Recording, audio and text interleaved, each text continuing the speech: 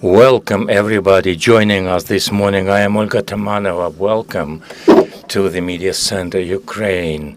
We have invited you to talk about an important issue. We will be discussing the results of the admission campaign of this year. We will also touch upon the reform of the higher education in Ukraine. Let me introduce to you our guests today. We have Mykhailo Vynnytskyi, Deputy Minister of Education and Sciences. Oleh Sharov is the Director General of the Directorate of Vocational, Pre-Higher and Higher Education. Vitaliy Nosok is State Expert of the Directorate of Vocational, Pre-Higher and Higher Education. Welcome, gentlemen. Mykhailo, can I start with you? The results of the admission campaign goes without saying it's been very difficult. We are into the third year of the full-scale invasion and 11th year of the war in general. What kind of year has this been, this admission year of 2024? How have you been coping with it and the entrance? Let us begin with the first things. So far, we have not finished the campaign. The admission campaign is in full swing. We can talk about the results of the admission campaign for the state order. Today, these include 69,000 people for bachelor degree, and our forecast is that we'll be in the ballpark of 40,000. So it's not time that the results are here. As for the master's degree or PhD course, of course, it's not the time to talk about the results. The admission campaign there is still going on. It's important to realize that this year has seen a new and important innovation, i.e., to enter into the bachelor degree, apart from the traditional state border, state grants, we have also another component, the state grant, the basic grant in the form of 15,000 hryvnias or 25 hryvnias. 150 entrance score means 15,170, and north of it presupposes 25,000 hryvnia grants. The value may increase in case we are talking about the key specialities to rebuild the human capital and infrastructure in Ukraine. The coefficient there will increase. This is a new thing, an important one. Why? Because it has taken us out of a paradigm where you are either supported by the state 100% or you are not supported by the government at all. So we have still in play the public sector order when all the entrance and the educational trajectories are supported by the government funds. For those persons who have scored very high, but they are not enough to be in the state-sponsored programs. So part of your education will be covered for your contract. So we are leaving behind this black or white system. It was quite an equivocal system.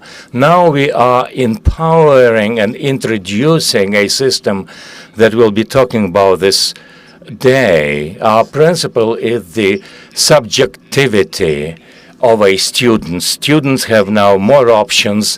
The principle that we've been talking about for a number of years in the form that the money follows the student, now we see this implementation. I think we'll be talking about the components of the reform. I don't think that all the society members realize the specifics. Will be interpreting and explaining these things. As for the admission campaign, I can't but ask you, what is the traditionally in historically popular establishments, how can we see the landscape differences? The demand of the students can be divided into two things. One is the number of applications for the university, and secondly, the admission score. Not always these two criteria come together. Lviv University, Lviv Polytechnics, or Kyiv University, or Kyiv Polytechnics are the universities that always see the highest number of applications. It has been a tradition. Lviv Polytechnics, for example, will see 30,000 entrants this year, and accordingly a lot of applications. As for the leaders, for the passing score, we are talking about minor universities. For example, Ukrainian Catholic University, the Kyiv Megillah University. What we are seeing is that here we have a new dimension of popularity. One should realize that today the students and applicants realize that there is a good thing of a, shall I say, chamber-sized universities with a smaller number of curricula. And there are students who understand that the bigger university, the bigger number of subjects is offered, where you can see the ways of self-realization in terms of student body self-governance. And I come back to this principle of the personality, subjectivity of a student. When a student is offered an option, the more options we have, the more quality we see. As for the specialities, I think I will pass the floor and the microphone to my colleague.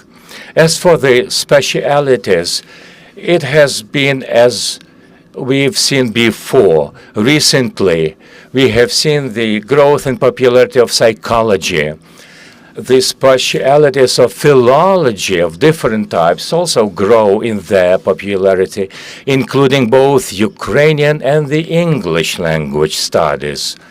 We have seen a serious upgrowth of the IT specialities vis-a-vis a decade ago, including computer sciences. We have seen economics on a back foot, but only relatively. International management programs have always been popular, and of course, journalism has always been very popular in Ukraine. On your take, who has been losing their positions? You see, this is a controversial issue. You read every year things like, we have seen the least number of applications for very specific, for example, religious studies. You will see 20 to 30 persons applying, not because it's not popular, but because it's a relatively narrow field. When a person wants to be a priest, they enter the relative specialties. Religious studies is not a religious specialty per se. It's only very specific. Building, for example, we see many people applying, and you can't count them in thousands. So they talk about more popularity, less popularity, doesn't matter. What we are talking about is that we have a public sector order, and we talk about the passing score. Vitaliy, have you anything to add to the point?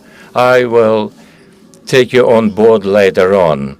Of course, an important issue today is the reform of the higher education.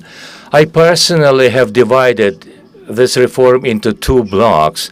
The block number one deals with the universities and higher educational establishments. And second part is the changes for the students. Perhaps we should follow this design. First thing, universities. The logic of the reform is that universities will become bigger. We've seen the bill that will regulate these processes? What kind of status we are talking about? Let me rectify here one point, an important third point. Transformation is number one. You're right. The way the system looks for the trajectory of an educational process. Subjectivity is the word that I've been misusing this morning a lot, but it's important when students with a full self-awareness make their choice. Second point that you've mentioned, institutional network. We should not leave behind a key third important factor, and that is a teacher. When we talk about transformation of educational process, it presupposes the change of the role of the educator within the system. It's not a matter whether you are serving the needs of the student. We should remember that professors are an important, perhaps a key component. As for the network itself, what I have to say here is this. We've seen an unprecedented 7 reorganizational pushes. Indeed, there were 8 of them, where we have joined the smaller universities joining the bigger ones. Unprecedented pace, tempo, it has been slowed down for time being, but we'll return to that modernization of the network since September. Every project presupposes that every joining is not a matter of joining per se, it's a matter of raising up the level of education. We have seen a lot of investment in the educational equipment. We have not seen so far the $10 million being invested into the research and education equipment, and the pace will grow. Every joining means $1.5 million from the World Bank. This is important. It's not a negative matter of joining one universities. Today, an average number of students for one educational unit is perhaps half of that compared to the European Union level. In EU, an average student population, not only in Europe but beyond, is 10,000 students per one educational establishment. That doesn't mean that in Europe there are not smaller universities. We are talking about musical conservatories. But when we talk about a university that will be internationally rated with a relative level of research, when the university provides jobs, and it means that there must be some joining of universities. We are investing into that. Indeed, we will suggest, and we will see a bill that some time ago passed through the public discussion, and the expertise that we have acquired. With that expertise, we know that there will be some innovation. This transformation is a multi-track, although sped-up process, so the Parliament will see a bill. I think it'll be there in the autumn. How successful this transformation been? You see, I don't want to say anything against Ukrainian journalists, but you seem to be writing about negative cases more than about the positive lessons. We know the Tavri University and Zhytomyr University, the universities that have been opposing these procedures of changing in their structure within the network. But I have mentioned 7 positive cases. What I am saying is that positive means that A number of Ukrainian universities have realized that the democratic situation dictates that such a number of higher educational establishments cannot be financially backed up. They will not deliver, meaning that network must be changed, and it is better to initiate changes for some academic councils to say that we want to join this particular university, rather than somebody will come to you and say, you will be part of this new university. In Mykhailo, in Kharkiv, and in Dnipro, in Kyiv, we've seen a case recently, and in Lviv, there are some positive cases when ministry only reacts to what I say an approval process, approving the universities that have taken decisions locally. This is quite a typical situation, that reforms will not be liked by everyone. And perhaps it is taking place because I seem to have forgotten about a third component, the teachers, the educators. What kind of changes the educators will see? I understand that professors must be an integral part of the process. They should realize that their professional way is understandable and predictable. When we talk about the higher educational transformation, we talk about joining the European space. What it means academic mobility, grants, joint research pushes.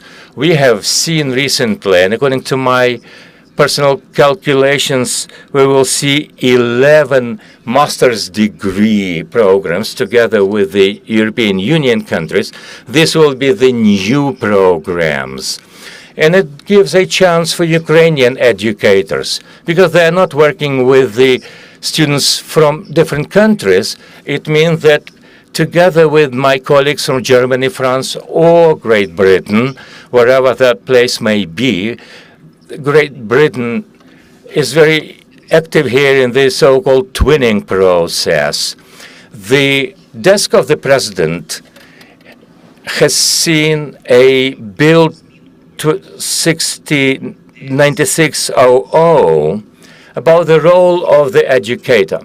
When the teaching load has been decreased, freeing up the time and possibility for research and scientific research, they will have more ability and capability to do the research vis-a-vis teaching per se. We should understand that not every educator is a scientist, meaning that we've seen a new category of the so-called pedagogical employee, people who have seen their PhD defended, they publish articles, and they teach more than they publish, because we've seen a practitioner who is teaching students. In Europe, in general, the balance between teaching and research is more flexible. Here in Ukraine, it has been very rigid. A scientific or pedagogical employee has a teaching load of that much hours. The new bill will provide for the flexibility. It also has foreseen the exemption from the service in the army. The issue will be decided. This bill, again, evolutionary, will change the role of the educator, including the transformation elements for the students' trajectories. And we will see more competition within a university to give educators the self-realization opportunities. Now, to wrap up the issue of the system changes, let us give the time frame for the journalists. What kind of time frame are we talking about? How many universities we have now? What is the performance indicator? Yes, KPI is there, but I will say the following. When we talk about higher educational establishments offering both bachelor's, master's, and postmasters, 165, and the system of ministry includes 135 units. As for a year ago, -7 combined universities, 123, if you will. But we should realize that there is a system where calculations include colleges with bachelor's degree and universities that offer PhD programs. So this is a controversial issue. Our goal is to make sure that we will be in the ballpark of 100 higher educational establishments in the country. There is no deadline for such a number. This is a matter of moving. Every demographic situation is different in every region, so there is no rigid system. When we say 101 is a failure and 99 units is a success, we go case by case, city by city, regional center to regional center. Demographic situation does not foresee and does not allow for such a number of educational establishments. 15 years ago, we saw 650 school leavers every year. School leavers. Now compare that with 320,000 school leavers. Now, taking the best practices, most rosy prospects, saying that everybody who has left Ukraine are coming back, we reclaim our territories in 15 years' time. Those people who have been born now, we will see 220,000 school leavers in 15 years' time. That is to say, the network that was there in 15 years, in 15 years' time will not be irrelevant. It should be remedied today. If we wait for 15 years, we will lose our reputational capital very fast. Gentlemen, is there anything you would like to add on these issues? One addition. Deputy Minister mentioned only state government universities. There are private units, of course, but we are talking about government-run universities. You mentioned a student as a center of teaching process, the subjectivity, the agency of the student. Now, there are grant programs working. What will be new here?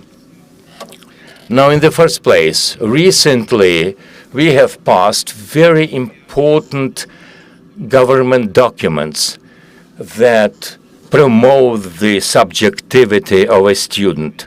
One is law on the educational trajectories. Now, to be honest with you, a specialist is economically independent, is a person that has a unique or close to unique scope of competences. In order to acquire a unique scope of competences, a person must be able to form and shape his or her own educational programs. That is why we have offered quite serious changes in the options for the student in defining his or her own movement. 2022-25 will be years that will define the way this law will be implemented into life. What we expect of the 2025 year, we will see the explosion of the interdisciplinary curricula. People who have bachelor in one degree will go for the master's program in other degree. People like it, and the state has done everything to meet such a need, to enable such passions.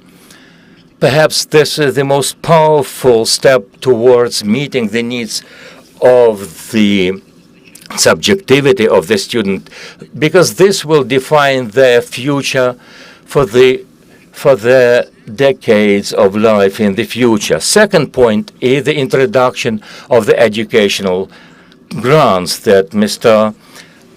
Deputy Minister has mentioned. There is a bill, 1039. It will see the second reading in the Parliament. This is a principally, drastically new system of financing of education.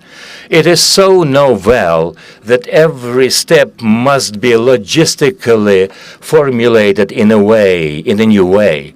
So before this bill passes into law, we'll be seeing an experimental law. In July, the Cabinet of Ministers approved a bill on the providing of the educational grants for the higher education. I will not echo everything the Deputy Minister has mentioned. What we want to achieve here is to increase the number of people who will receive higher education. And if they are publicly, fully supported by the government. And we also want to encourage people to choose a particular university, a particular curriculum that they dream of. If we talk about KPI, in KPI terms, we want to see the highest degree and percentage of the students that are following their dream. How many applicants have taken advantage this year? You see, it's only in September and October we will see the applications. Now we have only criteria on board when we are set to live up to them.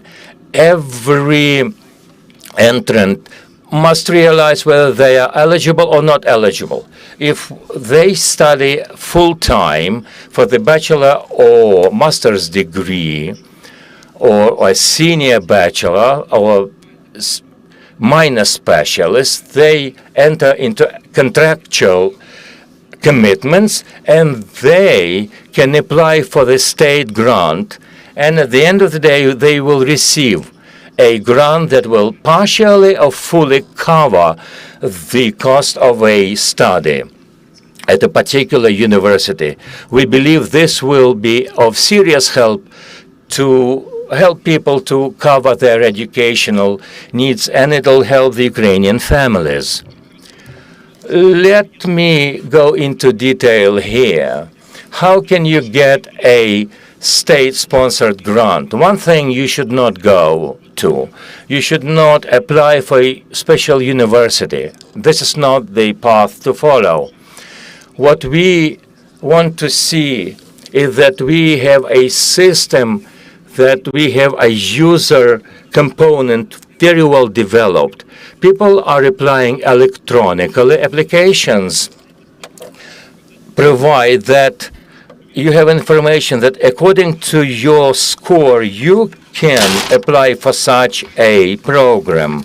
Then after the admission campaign is finished, you have been able either to enter state-run or privately sponsored program. So you can opt for the contractual program. After such an agreement has been signed, once you live up to the criteria, you can apply for the grants. Such entrance through the DIA application. You have a list of specialties where you can apply for and apply for the relative grant. Now you're not an entrant anymore. You are a student now. You can apply, and in DA you can confirm that this is the grant I want to receive. Then there will be an exchange of information followed by the decree of the ministry. We have never seen government budget money. They are there, but no one has seen them.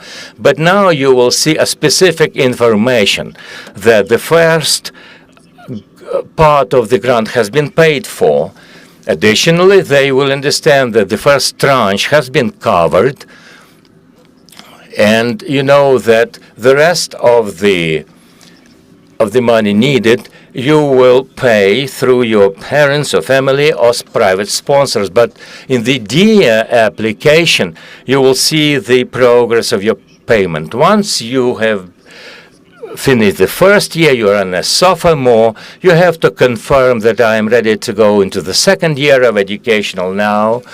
It's as simple as that. It's a one click in the DIA application. One addition here. My colleagues are right in saying what they have said, but I have received a lot of questions as for the following. As for the grants, there is no competition. No competition for the grant. Every prospect student has been informed that your score has allowed you to receive a grant. Now, if you are not sponsored by the government, you want to be privately sponsored, then you can activate your right to grant reception. This is an important message for the Ukrainian universities now. It's a very bad practice that we at the ministry believe that some universities have made some effort on the following. There is a specific value of a contract, conditionally saying the value of the contract is 45,000. We have a person coming and saying that I am entitled to 15,000. A bad practice is when universities say you pay 45,000 and we will reimburse 15,000. This is not the way to follow. The first tranche should take into account 15,000. 45 divided by 2. We understand that only half of the grant will be paid. So the advance payment is less than they want to make. You see, this is a matter, if you will, market relations between a university and a student. But this is important that both understand. The first tranche has to take into account the 15,000 that they can rely on. How many students do you think will take advantage of that? We've been talking about that for a number of days now. We are not in a position to say how many students have the right to a grant and how many of them will take advantage of this. Our prognosis is somewhere in the average of from 15 to 16,000, a little bit higher of what we thought would happen. This is why we are introducing this pilot project to see the end result of the grant program. Then we will perhaps introduce some changes and additions into the legislation that the Parliament will approve by the end of the year. Some people believe that the public sector order is something that is the legacy of the former Soviet Union. Grant approach is the way to leave behind this public sector order, or it's only a transformation. You see, grants are not a way to do away with the state order. Constitution provides that constitutionally you have the right to receive free of charge education once you live up to the score requirements. The public sector order means what it says. This government orders a number of students that meet the demands of the government in terms of providing their first jobs. It also implies, if you will, a guarantee for the jobs beyond the public order. These are controversial issues, of course. There are a lot of discussions going on that. But the new system will not replace a system, the system that provides for the free of charge educational system will be there of course, in the future. But this black or white system, either you have contractual, private relations with the universities, or the government is paying for you. There will be people that government is paying for, and there will be people whose educational requirements will be partially covered by the government. Of course, government want to provide the possibility, and this is a way of investment into the future, to give the new options for the new students. Colleague, thank you very much. I would like to turn to the floor, and the journalists perhaps will ask the question they have. Idna Bodar, 1+1 TV channel. A couple of numbers. We can talk about the budget-covered students, 69,000 at the bachelor's degree, plus contractual students will have 90,000 of those. In 2023, which is last year, there were 267,000 applicants. Where have we lost 20,000? 265 last year is the number of the people who were part of the multidisciplinary test. I'm quoting the statistic that is available on the net. This is not the case for sure. I know you want to see the difference. Now, the answer is that this year has seen a dramatic increase in people who, after they have received general education, secondary education, have option for the vocational track. This year, we have seen an open declaration that the government is putting emphasis on the vocational training. This is important relatively. We have seen an increase in different vocational engineering and working specialities. People from other ministries will tell you kind of investment they have put into the vocational education. Second thing is that many people have not satisfactorily passed their multi-disciplinary test, and the number of those who have failed is about 20K. They have opted for the vocational specialities. Furthermore, when you talk about 267,000, they also include medical, veterinary, pharmaceutical specialties. We are talking about thousands of them in that realm. So when we talk about bachelor's degree, you don't include them.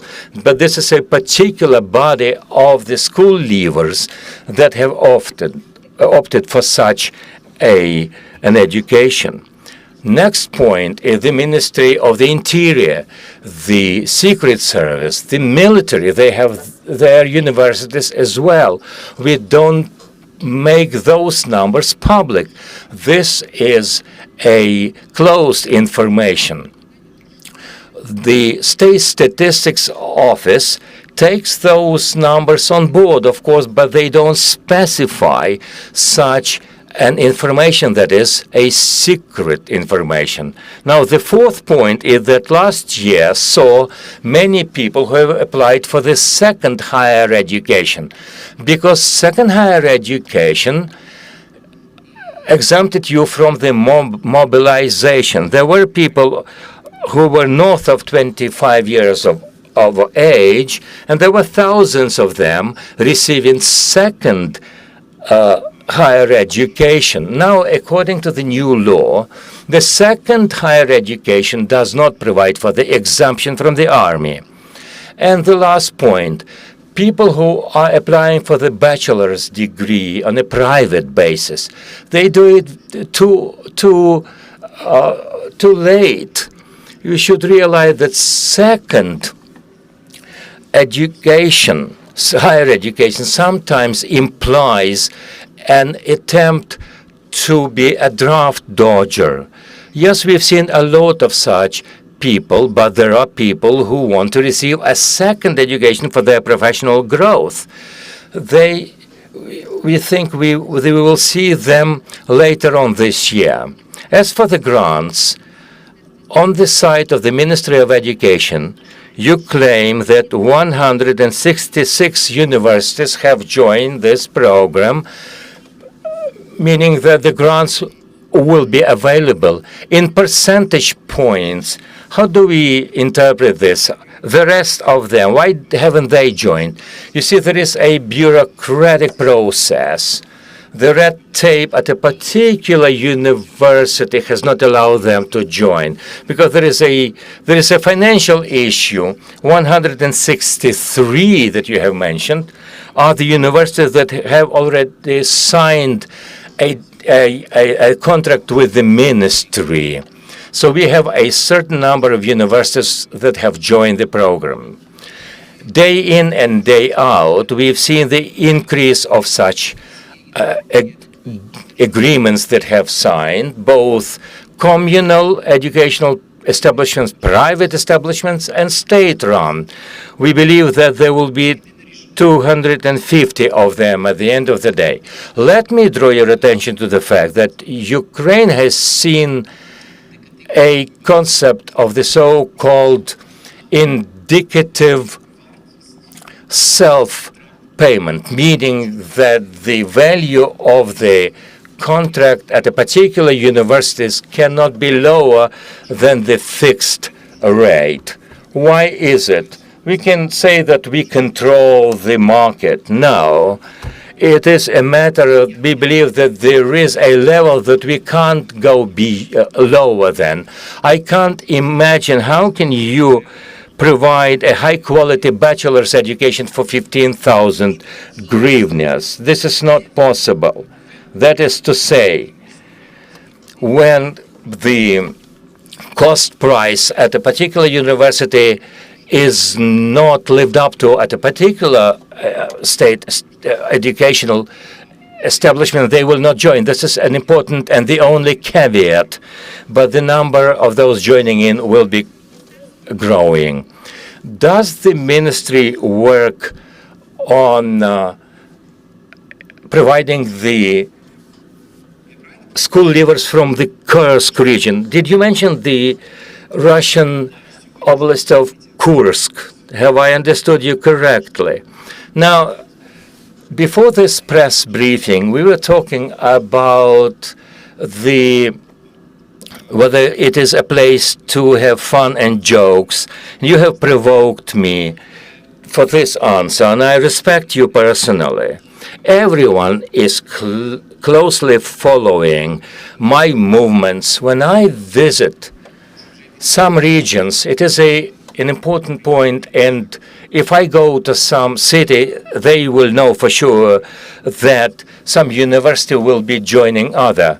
I have not made it yet to the Kursk region, but I know that in Suji there is a vocational college for agriculture, and at the ministry we've been talking about the possibility of them joining a Ukrainian university. But on a serious side of things, international humanitarian law does not allow to move in the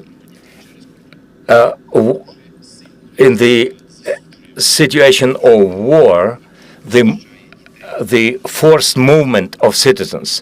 That is why we decry what the Russians are doing to our miners. This is a fundamental flying in the face of international humanitarian law. We are not talking about them being moved to Ukrainian territories. This is for sure, but if the situation continues in the way it has been doing, we perhaps will have some plans in terms of providing education for those territories, for the miners, but there will be no breach of humanitarian law, meaning they will not be forcefully moved to the Ukrainian territory. And the more details will be highlighted by the military commandant's office there. When we talk about specifics, that's something you're interested in. As of the end of today's day, the experiment has included 166 universities, 66 state-governed, 19 private, and 1 communal establishment, plus 29 establishments have sent us their letters of being ready to join in the process. We are now working on the agreements and doing all the logistics. We believe that 166 will mean 195 very soon, leading up to 200 at the end of the day.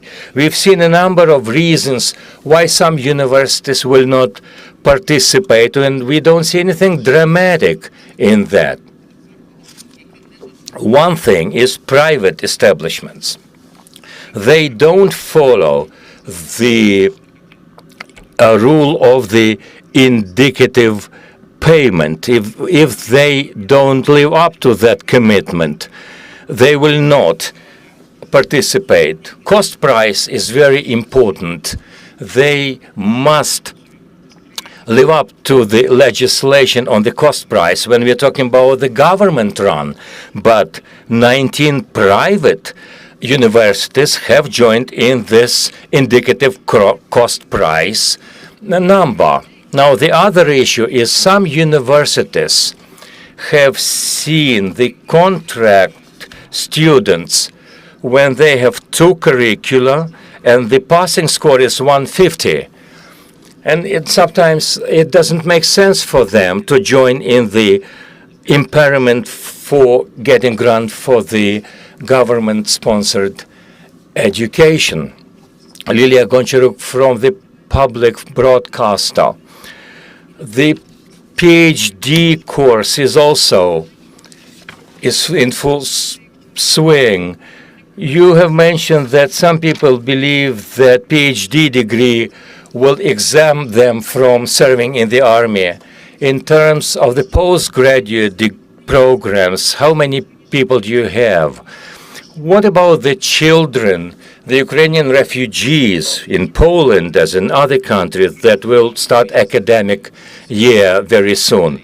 You've been talking about 2 different things. PhD students can hardly be defined as children. As for the Polish issue, I will give the floor to my colleagues. PhD is not something you can cover in a couple of minutes. This is a complicated issue. Sometime in spring, when the mobilization law was passed, we saw that PhD program was abused. PhD is an important tier, a 3rd tier of higher education, providing for the future, educational and scientific future, in providing for the need of Ukraine in teaching and doing the research and development. And they also provide for the sustainability of higher education. When PhD is misused, this is a crisis moment for us. What we have seen is that a unified test was supposed to be taken by more than 100,000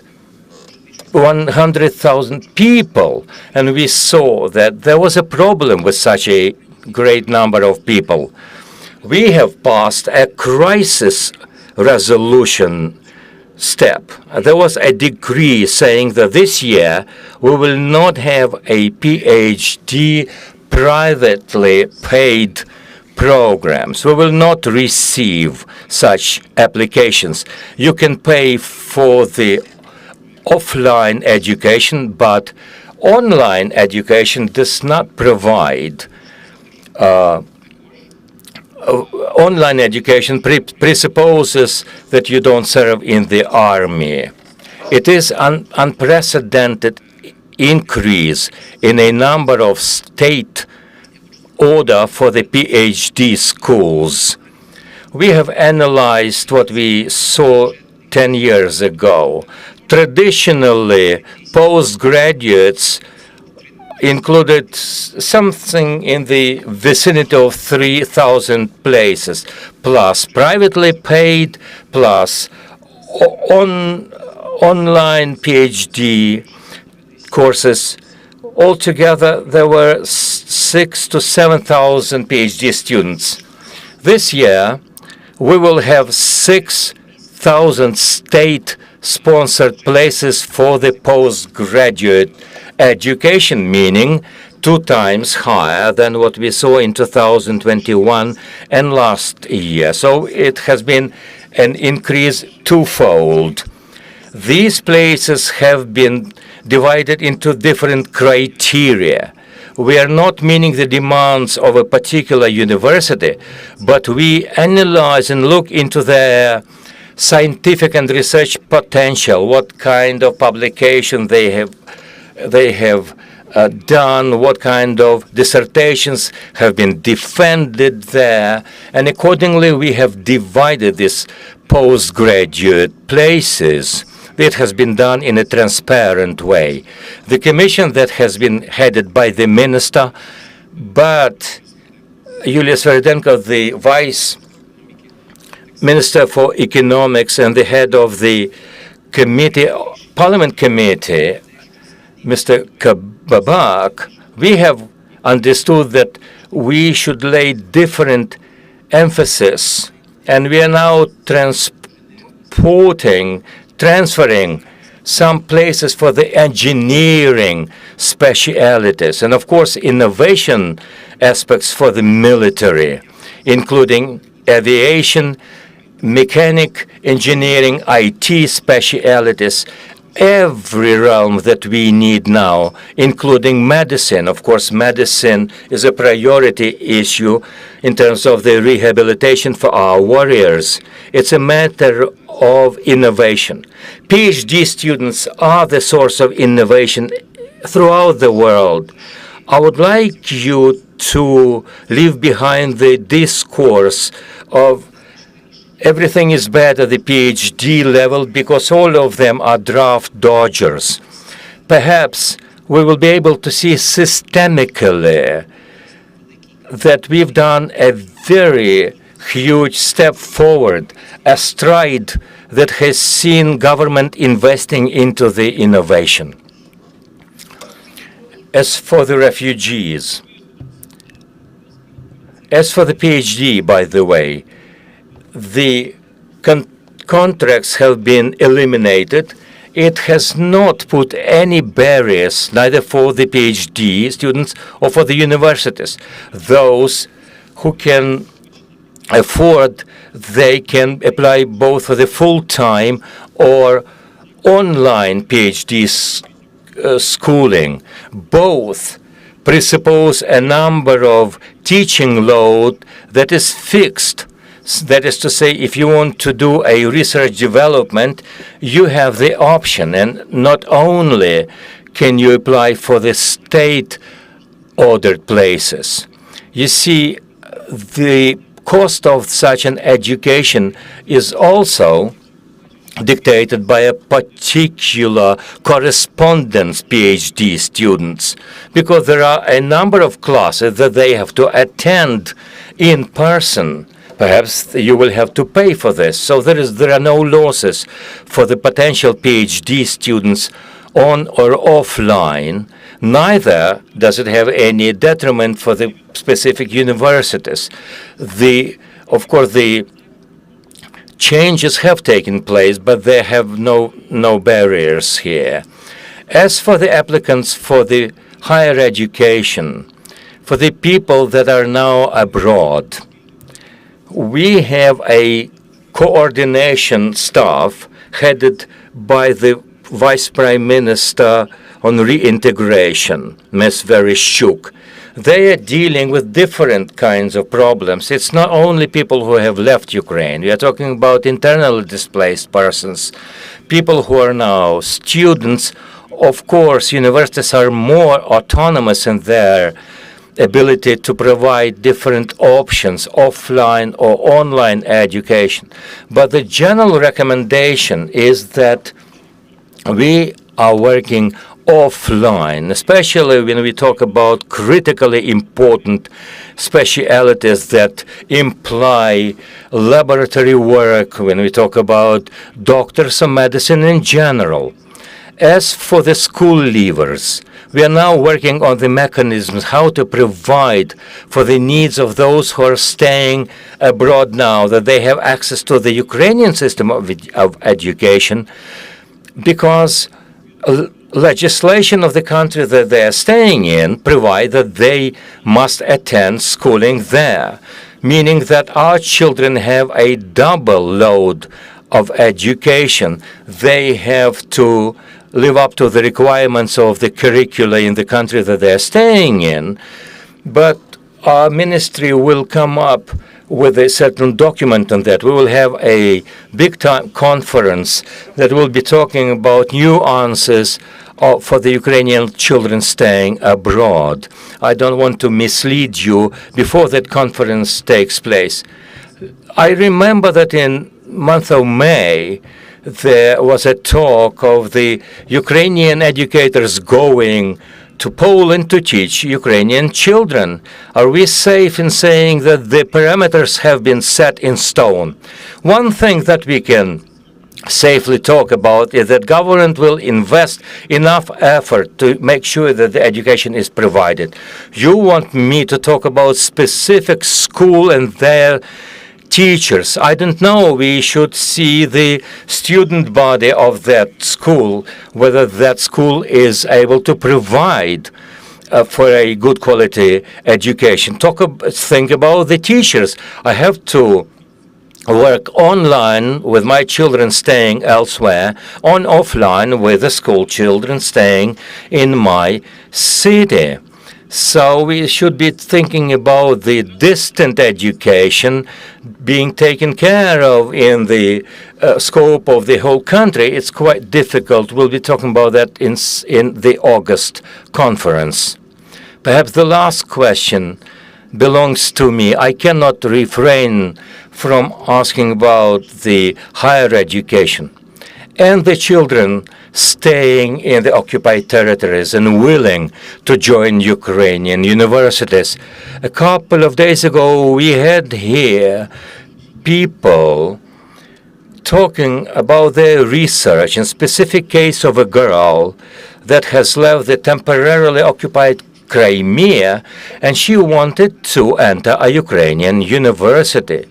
That non-government organization has enumerated all the challenges that that girl had seen. One university has denied her right because they claimed she was too late. But we know there are instruments to be lenient with these kind of applications. What does the ministry do to cut some slack for the children who do their best to leave the temporarily occupied territories and join Ukrainian universities? A particular case brings to mind specific cases that we negotiate and work with the NGO, including the one that you have mentioned. We analyze the barriers that they have seen, and we want to remove them for the next academic year. To be honest with you, what matters here is the individual help. The trajectory is not working for everybody in general. We have seen a case of a kid who has come from a temporarily occupied Crimea, and there was an issue of underwriting an agreement. Her parents that believe in the Russian world, and they will not sign an agreement with a Ukrainian university. This is something you cannot provide for in umbrella terms in the legislation in general. People from the temporarily occupied territories will be provided with the online education because it's difficult for them to leave that territory.